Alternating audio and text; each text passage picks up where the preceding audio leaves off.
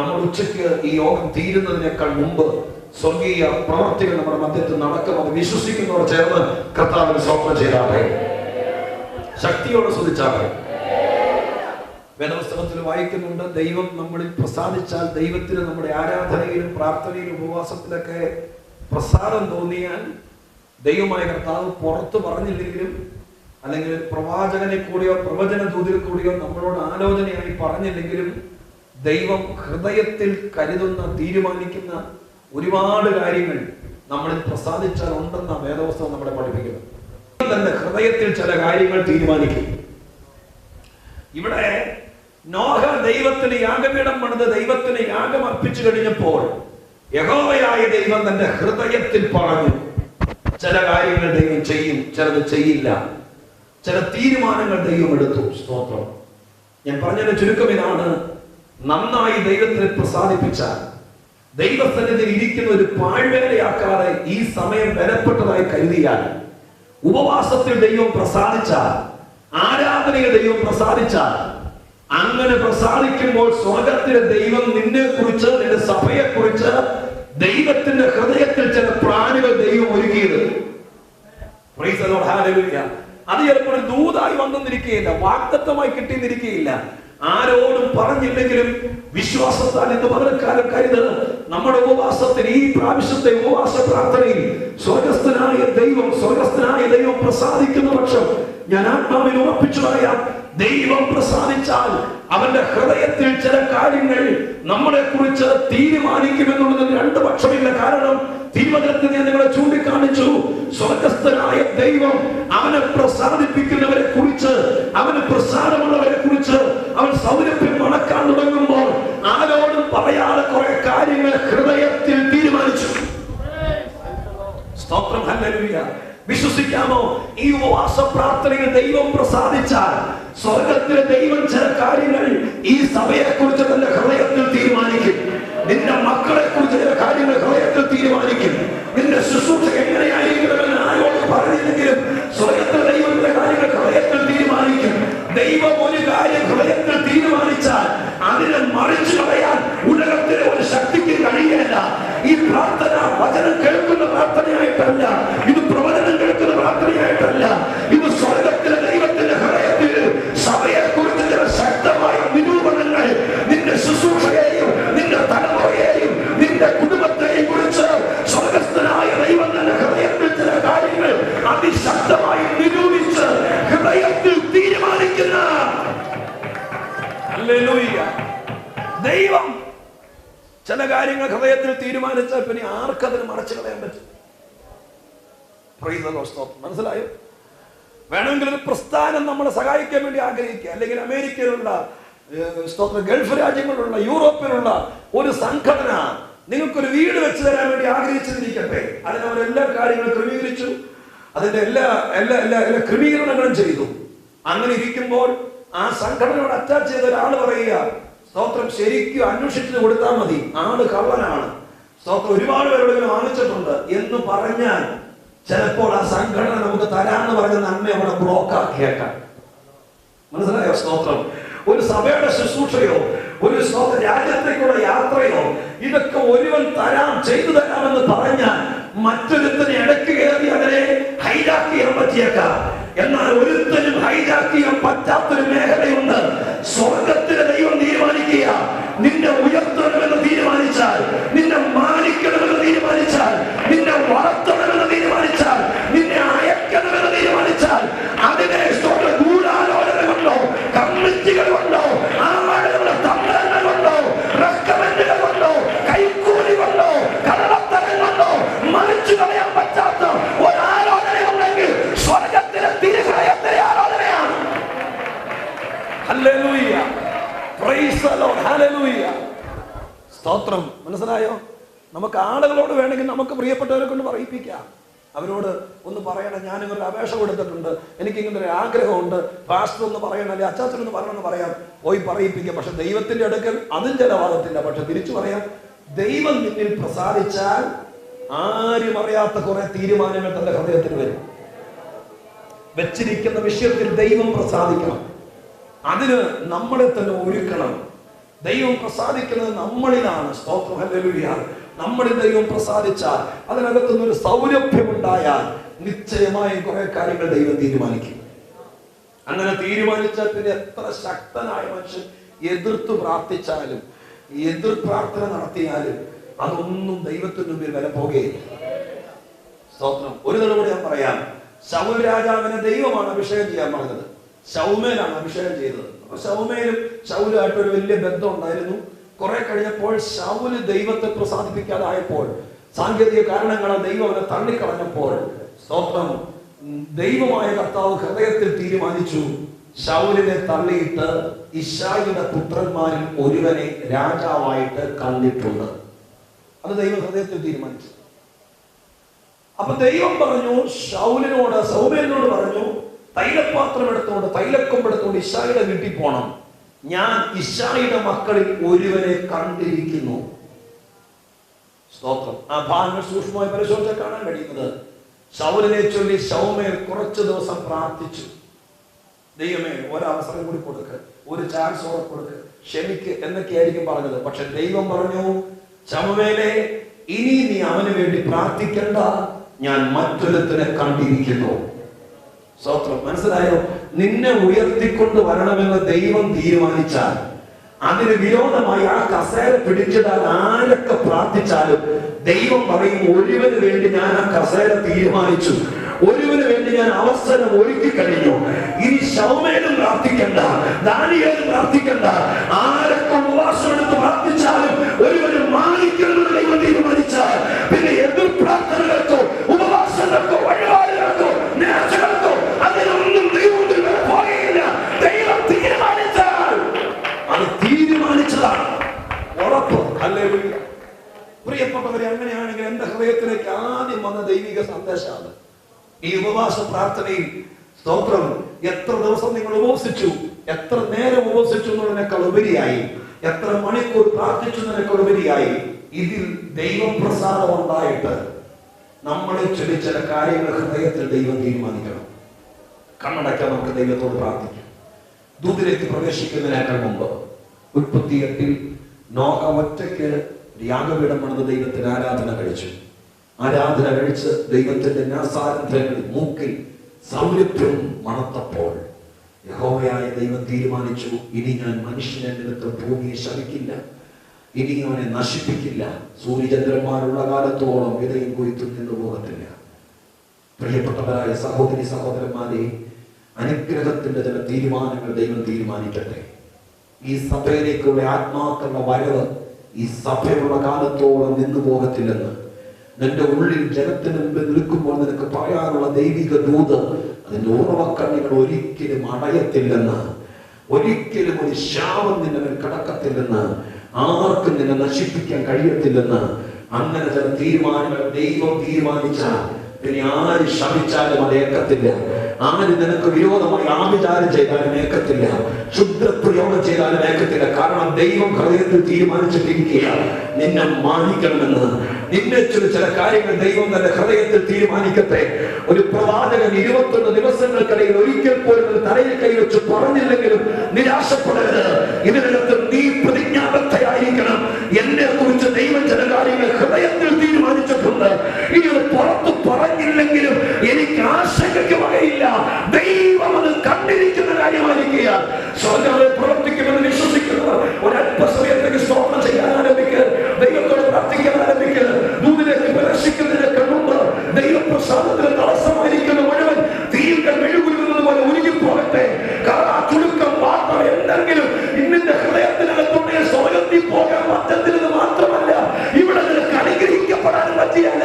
അപ്പോൾ കറ മാറണം, ചുരുക്കം മാറണം, വാട്ടം മാറണം, മാലിന്യം മാറണം. ഇതെല്ലാം ഉപവാസ പ്രാർത്ഥനയിൽ മാറേണ്ടത് സഭയ്ക്ക് ഒരു പേരുണ്ടാക്കാൻ വേണ്ടി മാത്രമല്ല, നിനക്ക് അനുഗ്രഹം വരേണ്ടവനായി.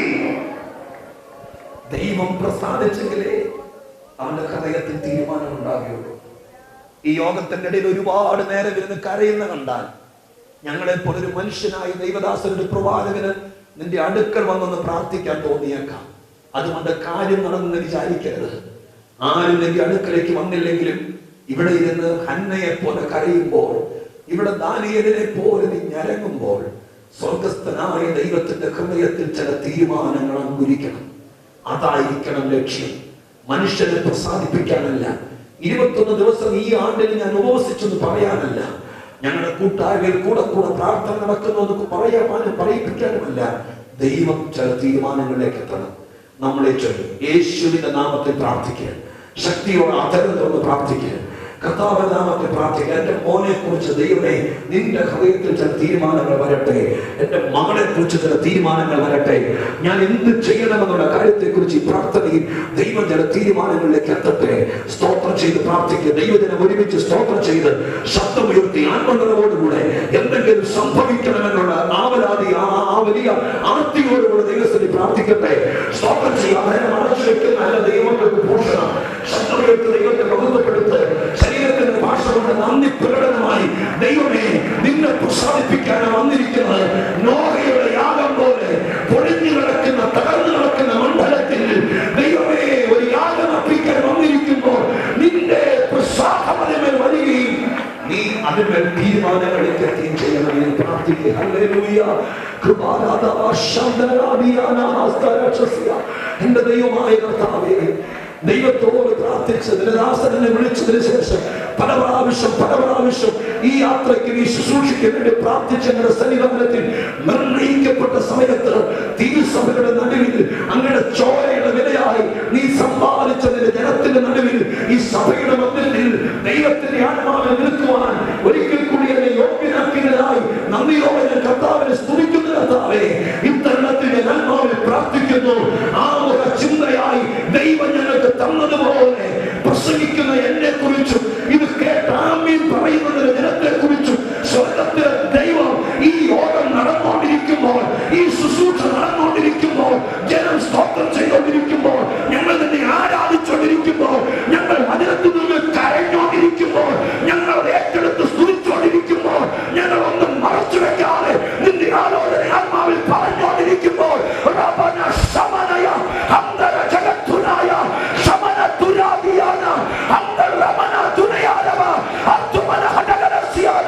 യേശുവിന്റെ അധികാരത്തിൽ എന്റെ കർത്താവേ, ഞങ്ങൾ ദൈവത്തോട് പ്രാർത്ഥിച്ചുകൊണ്ടിരിക്കുമ്പോൾ, ഞങ്ങൾ തിരിച്ചറിഞ്ഞ് സ്തുതിച്ചുകൊണ്ടിരിക്കുമ്പോൾ, കർത്താവേ ഞങ്ങൾ ഉറങ്ങിയിരിക്കുമ്പോഴല്ല, ഞങ്ങൾ ഉണർന്നിരിക്കുമ്പോൾ, നിന്നെ പ്രസാദിപ്പിക്കുമ്പോൾ എന്റെ ദൈവത്തിന്റെ തിരുഹൃദയത്തിൽ ആർക്കും മറിച്ചു കളയാൻ പറ്റാത്ത, ആർക്കും മായ്ച്ചു കളയാൻ പറ്റാത്ത, ചരിത്രത്തിന് മായ്ക്കാൻ പറ്റാത്ത, അന്ധകാര ശക്തികൾക്ക് മായ്ക്കാൻ പറ്റാത്ത, ദുഷ്ടവ്യാപാരങ്ങൾക്ക് മായ്ക്കാൻ പറ്റാത്ത ചില തീരുമാനങ്ങൾ മനുഷ്യന്റെ ഉള്ളിലല്ലപ്പ, എന്റെ ദൈവത്തിന്റെ ഉള്ളിൽ വരേണ്ടതിന് ഞങ്ങൾ ഒന്നിച്ചു പ്രാർത്ഥിക്കുകയാണ്. തീരുമാനങ്ങൾ ദൈവത്തിന്റെ ഭാഗത്തു നിന്നുണ്ടാകട്ടെ.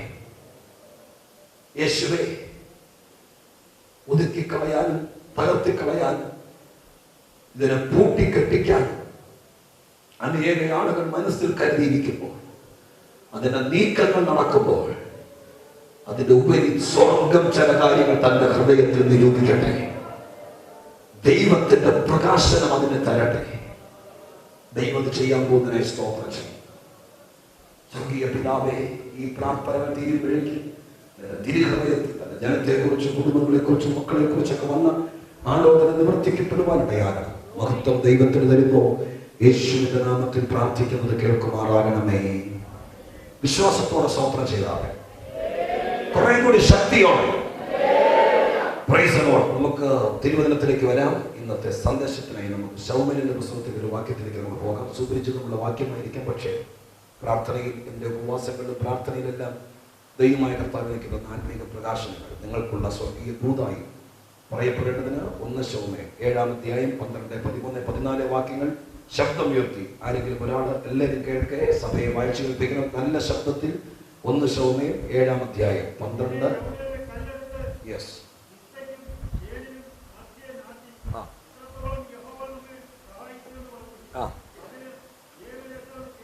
ഓക്കെ. അടുത്തത്,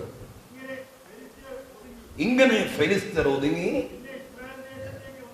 അടുത്തത്, അടുത്തത്,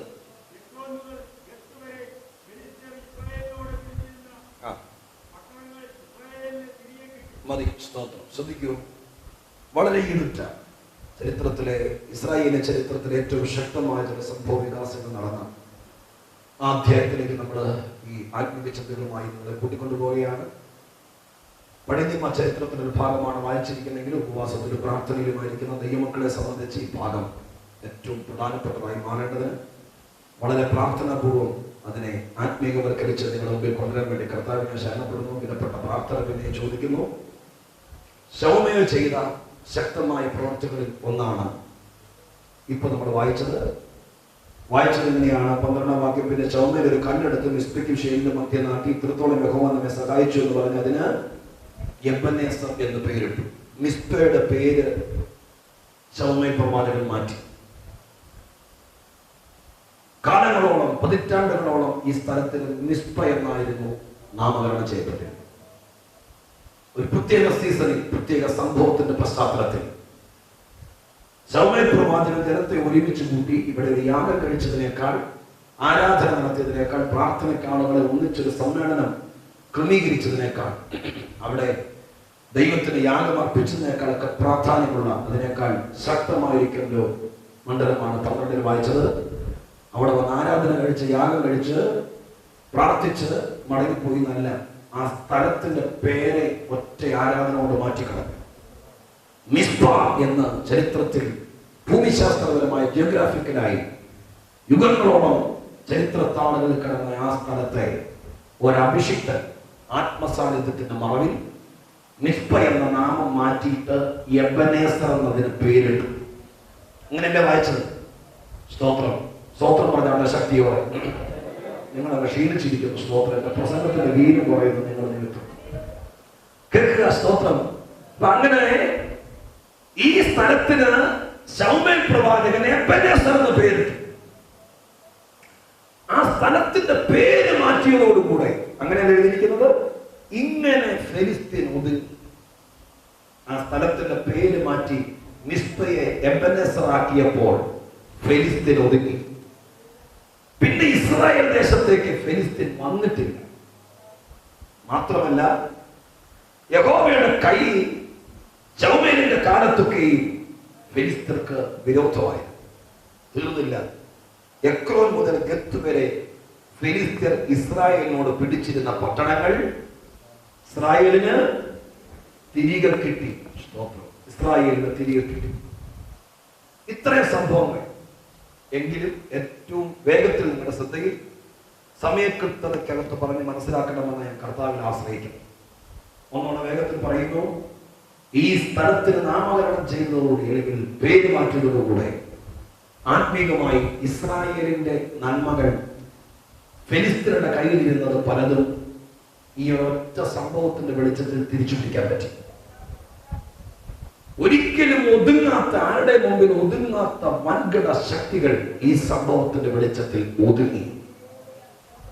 പിന്നെ ആ ശത്രുവിന് ഇവരെ പിന്തുടരണമെന്നോ പിടിക്കണമെന്നോ അവരുടെ നന്മയിൽ കൈവെക്കണമെന്നോ ഒരാശയം ഇല്ലാതെയായി.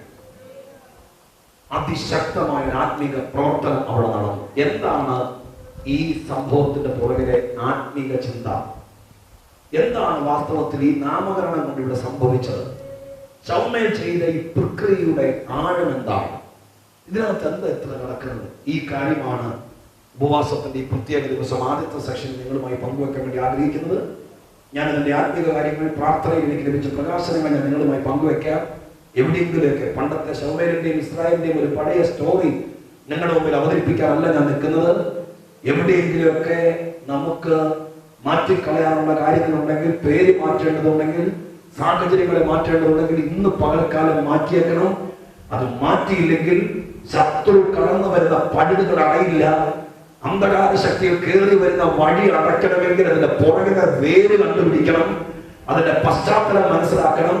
ആ സ്ഥിതിഗതികൾക്ക് പാടെ ഒരു മാറ്റം വരുത്താനുള്ള ആത്മീക പ്രചോദനം ഉപവാസത്തിൽ ഉണ്ടാകണം. ദൈവം അതിനെ പ്രേരിപ്പിച്ചാൽ അതിനെ കണ്ണടച്ചിരുട്ടാക്കരുത്. അതിനുവേണ്ടി ഒരു പ്രതിജ്ഞാബദ്ധരായി മാറണം.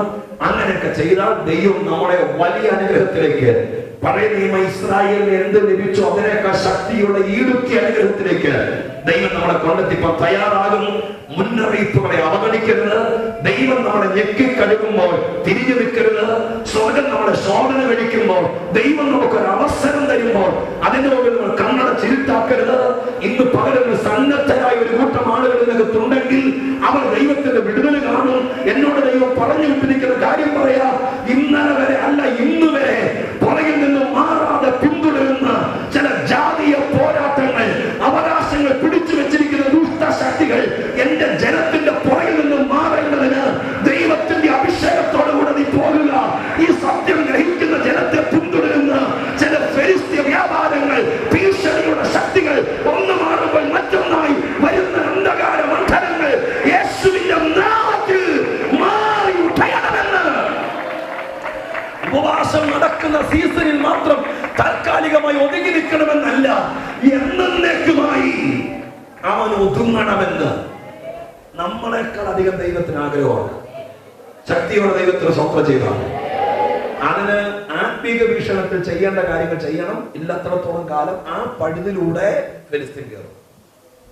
സ്തോത്രം. ശത്രു കയറിക്കൊണ്ടേയിരിക്കും. അതിനൊരു പരിഹാരം ഇന്നിവിടെ ഉണ്ടാകണം. ദുഷ്ടൻ നമ്മുടെ ജീവിതത്തിലേക്ക്, ആത്മീകത്തിലേക്ക്, അനുഗ്രഹത്തിലേക്ക് കയറി വരുന്ന പഴുത് ഈ പാലക്കാലം ആട്ടയാണ്. പിന്നെ അതിലെ കയറി വരാൻ ഇടയാകരുത്. സ്തോത്രം. സംഭവത്തിലേക്ക് പ്രവേശിക്കുക. മിസ്പ എന്ന വാക്കിന്റെ അർത്ഥം നിങ്ങൾക്കറിയായിരിക്കും. കാവൽമാടം എന്നാണ് അർത്ഥം. കാവൽമാടം. മിസ്പയ്ക്ക് മിസ്പ എന്ന് പേരിട്ടത് ലാബാനും യാക്കോബും കൂടിയാണ്. ആ ചരിത്രത്തിലേക്ക് നമുക്ക് പോകാം. അവിടെ തുടങ്ങിയെങ്കിൽ നമുക്ക് ഈ കാര്യം മനസ്സിലാക്കാൻ പറ്റും. കാവൽമാടം എന്നാണ് ആ പദത്തിന്റെ അർത്ഥം. അങ്ങനെ പറയുമ്പോൾ തന്നെ നിങ്ങളുടെ മനസ്സിലേക്ക് എന്താണ് ആ പദത്തിന്റെ, കാവൽമാടത്തിന്റെ വീക്ഷണം എന്ന കാര്യത്തിലേക്ക് നിങ്ങൾ എത്തിച്ചെങ്കിലേ കാര്യങ്ങൾക്ക് പൂർണ്ണമായി ബോധ്യത്തിലേക്ക് വരാനിടയായിത്തീരും. ഒന്നുകൂടെ ആവർത്തിക്കുന്നു, യാക്കോബും ലാബാനും കൂടെയാണ് ഈ സ്ഥലത്തിന് മിസ്പ എന്ന് പേരിട്ടത്. ലാബാനാണ് വാസ്തവത്തിൽ ആ പേരെങ്ങനെ പ്രൊക്ലെയിം ചെയ്യുന്നത്. എന്താണ് അതിന്റെ പശ്ചാത്തലം നോക്കാം. ഉൽപ്പത്തി പുസ്തകത്തിലേക്ക് വരണം. 31-ാം അധ്യായം. ഉൽപ്പത്തി പുസ്തകം 31-ാം അധ്യായം. 31-ാം അധ്യായത്തിന്റെ 44 മുതലുള്ള വാക്യങ്ങൾ നമുക്ക് വായിക്കുമ്പോഴാണ് അതിന്റെ കാര്യങ്ങളെ കുറിച്ച് നമുക്ക് മനസ്സിലാക്കാൻ വേറെ തീരുള്ളൂ. അയച്ചത് ഓക്കെ. ലാബാനും യാക്കോബും തമ്മിലുള്ള സംഭാഷണമാണ്. പശ്ചാത്തലം പറയാം. യാക്കോബിന്റെ വീട്ടിൽ, ലാബാന്റെ വീട്ടിൽ യാക്കോബ് 10-20 വർഷങ്ങൾ ഒരു അടിമയെ പോലെ ദാസനായി ജോലി ചെയ്തു. സുദീർഘ വർഷങ്ങൾ ജോലി ചെയ്തു. ആദ്യത്തെ 7 വർഷം, അത് കഴിഞ്ഞ് വീണ്ടും 7 വർഷം. ഈ 7 വർഷങ്ങൾ കഴിഞ്ഞതിന് ശേഷം പിന്നെ ഒരു 6 വർഷം, ഇങ്ങനെ 20 വർഷങ്ങൾ അവിടെ അടിമയെ പോലെ ജോലി ചെയ്തിരിക്കുന്ന സന്ദർഭത്തിൽ ഒന്നും കൂലി കൊടുക്കാതെ, വേണ്ടുമെന്നവന് അവന് കൊടുക്കേണ്ടതൊന്നും കൊടുക്കാതെ അങ്ങനെ തടഞ്ഞ് നിർത്തപ്പെട്ടിരിക്കുന്ന സമയത്ത് ദൈവമായ കർത്താവ് യാക്കോബിന് പ്രത്യക്ഷനായി. ഈ വർഷങ്ങൾക്കിടയിൽ 2 ഭാര്യമാരും അവരുടെ 2 ദാസിമാരും 10-13 മക്കളുമൊക്കെ ഒരു ബൃഹത്തായ കുടുംബമായി മാറി. അങ്ങനെ ഇരിക്കുന്ന സന്ദർഭത്തിലാണ്, സ്തോത്രം, യഹോവയായ ദൈവം യാക്കോബിന്റെ അടുക്കൽ ഇറങ്ങി വന്നിട്ട് പറഞ്ഞു, ഞാൻ ബേഥേലിന്റെ ദൈവമാണ്, ഇനി നീ ഇവിടെ കിടക്കരുത്, ഇവിടെ നിന്ന് തിരിച്ചു പോകും. അങ്ങനെ ലാബാന്റെ അടുക്കൽ നിന്ന്, അമ്മാച്ചനായിരിക്കുന്ന ലാബാന്റെ അടുക്കൽ നിന്ന് യാക്കോബ് തന്റെ ഭാര്യമാരെ കൂട്ടി മടങ്ങിപ്പോകാൻ ഒരുങ്ങുകയാണ്. മടങ്ങിപ്പോകേണ്ട കാര്യങ്ങൾ ക്രമീകരിച്ചു. ലാബാന്റെ മുഖം പണ്ടത്തെ പോലെ നിന്ന് ബോധ്യപ്പെട്ടു. അങ്ങനെ തന്റെ ഭാര്യമാരുമായിട്ട് ഈ കാര്യങ്ങൾ ഷെയർ ചെയ്തു. അങ്ങനെ അവർ ഒരുമിച്ച് യാത്ര തിരിച്ചു. ഇങ്ങനെ പോരുന്ന വഴിക്ക് യാക്കോബിന്റെ ഭാര്യ, ലാബാന്റെ മകൾ, അവന്റെ കുടുംബ വിഗ്രഹം കൂടി എടുത്തുകൊണ്ട് അവരുടെ ചാക്കിട്ടിനകത്ത് പൊതിഞ്ഞു കെട്ടി എടുത്തുകൊണ്ട് പോകും. ലാബാൻ ഈ കാര്യം അറിഞ്ഞ് യാക്കോബിന്റെയും തന്റെ ഭാര്യമാരുടെയും മക്കളുടെയും പുറകെ ഓടിയെത്തി ഈ സ്ഥലത്ത് വെച്ച് അവരെ പിടിച്ചിട്ട് പറഞ്ഞു, നീ പോയതിന് വിരോധമൊന്നുമില്ല, പക്ഷെ എന്റെ ഗ്രഹബിംബം നഷ്ടപ്പെട്ടിരിക്കുന്നു, നീ ഇത് കൊണ്ടുപോയിട്ടുണ്ട്. അപ്പൊ യാക്കോബ് പറഞ്ഞു, ഞങ്ങൾ സത്യാരാധനക്കാരാണ്, ഞങ്ങൾക്ക് വിഗ്രഹമേ ഇല്ല, ഞങ്ങൾ ഏക സത്യ ദൈവത്തെ വിശ്വസിക്കുന്നവരാണ്, ഞങ്ങൾക്ക് അതിന്റെ ആവശ്യമില്ല, ഞങ്ങളുടെ പാളയത്തിലെ കൂടാരങ്ങൾ, എന്റെ ഭാര്യമാരുടെ മക്കളുടെയും കൂടാരങ്ങളൊക്കെ ഇതാണ്, നീ ഇത് നോക്കിക്കോളാൻ പറഞ്ഞു. അങ്ങനെ നമുക്ക് ആ വാക്യം നമ്മൾ വായിക്കാം. 44 മുതലുള്ള വാക്യം.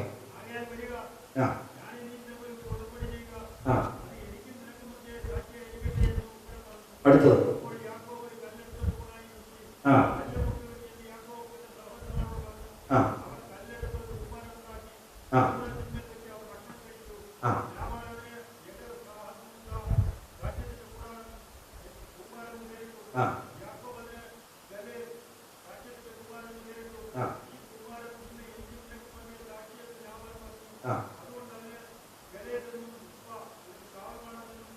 മതി. സ്ഥാനത്ത് ലാബാന്റെ ഗ്രഹബന്ധം ഉണ്ടായിരുന്നു. ഓരോ കൂടാരങ്ങൾ ഇന്റലിജൻസ് തപ്പുന്ന പോലെ ലാബാന്റെ ആളുകൾ കയറി യാക്കോബിന്റെ കൂടാരങ്ങൾ, റാഹേലിന്റെ, ലേയയുടെ മക്കളുടെ എല്ലാ കൂടാരങ്ങൾ കയറി തപ്പി. നിങ്ങൾക്ക് കഥ സംഭവം അറിയാലോ. റാഹേലിന്റെ കൂടാരത്തിനകത്ത് കയറുമ്പോൾ അപ്പം വന്നപ്പോൾ എഴുന്നേക്കാൻ വയ്യെന്ന് പറഞ്ഞ് എഴുന്നേറ്റില്ല. ആ ഇരുന്ന ചാക്കിനകത്ത് ലാബാന്റെ വിഗ്രഹം ഉണ്ടായിരുന്നു. യാക്കോബിന്റെ കൂടെ അപ്പന്റെ ഭവനത്തിലേക്ക് യാത്ര തിരിച്ചിട്ടും റാഹേല് താൻ പഴയ പശ്ചാത്തലത്തിലായിരുന്ന അപ്പന്റെ ഗ്രഹബന്ധത്തെ വിടാതെ അതിലൊന്നിനെ പിടിച്ച് അപ്പന്റെ വീട്ടിലേക്കുള്ള യാത്രയിൽ ഇതിനെയും ആരും അറിയാതെ, കൂടെ യാക്കോബ് അറിയാതെ, സഹയാത്രികർ അറിയാതെ ഈ ചാക്കിനകത്ത് അല്ലെങ്കിൽ പാനത്തിനകത്ത്, യാത്രാക്കോപ്പിനകത്ത് കരുതി കെട്ടിക്കൊണ്ടാണ് അപ്പന്റെ വീട്ടിലേക്കുള്ള യാത്ര ഒരുങ്ങിയത്. വഴിത്തിരക്കിൽ വെച്ച് അതിന് ക്ലെയിം ചെയ്യാൻ വേണ്ടി അവകാശിയായിരിക്കുന്ന ലാബാൻ കയറി വന്നു. അവിടെ വെച്ച് വേണമെങ്കിൽ രക്ഷപ്പെടാമായിരുന്നു. അബദ്ധത്തിൽ എന്റെ കയ്യിൽ വന്നു കെട്ടു, അല്ലെങ്കിൽ സാധനങ്ങളൊക്കെ എടുത്ത് വെച്ച കൂടത്തിൽ ഞാൻ എടുത്തു വെച്ചു പോയി, നിന്റെ വിഗ്രഹം അന്ന് അറിഞ്ഞില്ല എന്ന് പറഞ്ഞ് വേണമെങ്കിൽ തിരിച്ചു കൊടുത്തുകൂടായിരുന്നു. പക്ഷേ ഗൂഢമായ ഒരു ആഴമയ തെറ്റ് ചെയ്തത് മാത്രമല്ല, ഇവിടെ വെച്ച് രക്ഷപ്പെടാൻ ഒരു പഴുതുണ്ടായിട്ടും ഈ ഗ്രഹബന്ധത്തെ തിരിച്ചു കൊടുക്കാൻ ഒരു മുഖാന്തരം സ്വർഗത്തിലെ ദൈവത്താൽ ഒരുക്കിയിട്ടും സ്തോത്രം അതിന് മനസ്സ് വെക്കാതെ, ഗ്രഹബിംബം വിട്ടുകൊടുക്കാതെ ആ ചാക്കിന് പുറത്ത് അവൾ കയറി ഇരുന്നിട്ട് പറഞ്ഞു, സോറി, എനിക്ക് അപ്പനെ കണ്ടപ്പോൾ എഴുന്നേൽക്കണമെന്നുണ്ട്, പക്ഷെ ഇപ്പോൾ എനിക്കൊരു സാഹചര്യം ശരിയല്ലാത്തതുകൊണ്ട് എന്നോട് ക്ഷമിക്കണം, എനിക്ക് എഴുന്നേൽക്കാൻ കഴിയില്ല സ്തോത്രം എന്ന് പറഞ്ഞിരുന്നു. അവൾ ഇരുന്നതിന്റെ അടിയിൽ ബിംബം ഉണ്ടായി. ലാബാൻ ആവത് തപ്പി കിട്ടി. കിട്ടാതെ വന്നപ്പോൾ ലാബാൻ പറഞ്ഞു, ഓക്കെ കണ്ടില്ല, അങ്ങനെയാണെങ്കിൽ നമുക്ക് ഇവിടെ വെച്ച് ഉടമ്പടി ചെയ്യണം, കല്ല് കൂട്ടാൻ പറഞ്ഞു.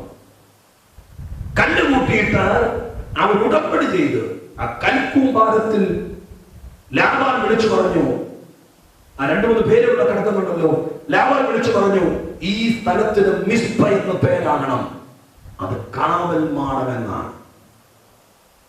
എന്ന് പറഞ്ഞാൽ ചുമ്മാ ഒരു കാവൽ മാടം എന്ന് പേരിട്ടിട്ട് പോകുകയല്ലേ ചെയ്തത്.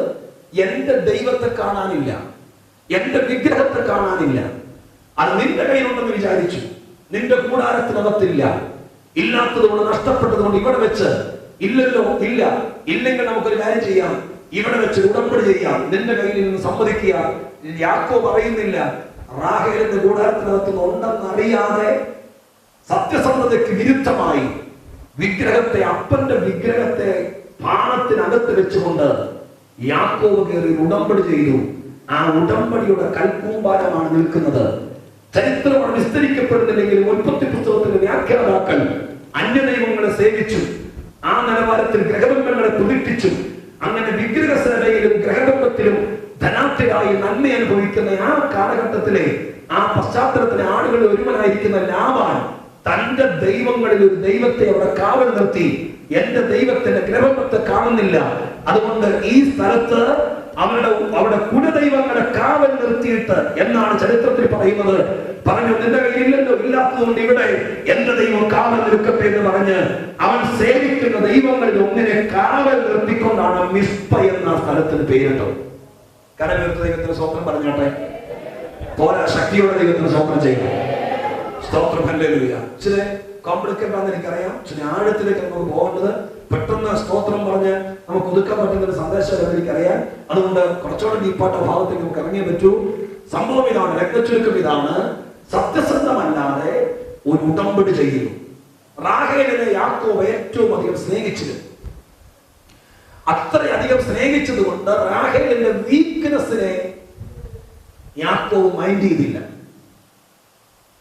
യാക്കോബ് കുറച്ചു പറഞ്ഞു, റാഹേൽ അങ്ങനെ ചെയ്യില്ല, ഞങ്ങളുടെ കൂടാരത്തിൽ ആരുടെ കയ്യിൽ അത് കാണുകയില്ല, ഞങ്ങളുടെ കയ്യിൽ അതിന്റെ ആവശ്യമില്ല എന്ന് പറഞ്ഞ് ലാബാനോട് ഉടമ്പടി ചെയ്യുമ്പോൾ റാഹേലിനെ അധികം സ്നേഹിച്ചതുകൊണ്ട് ഉടമ്പടി സമയത്ത് അവൾ എടുത്തു വെച്ച വീക്കൻസ്, അവളുടെ പോരായ്മ, അവളുടെ കുറവ് മറച്ചു വെച്ചുകൊണ്ട് യാക്കോബ് ഇവിടെ ഉടമ്പടി ചെയ്തു.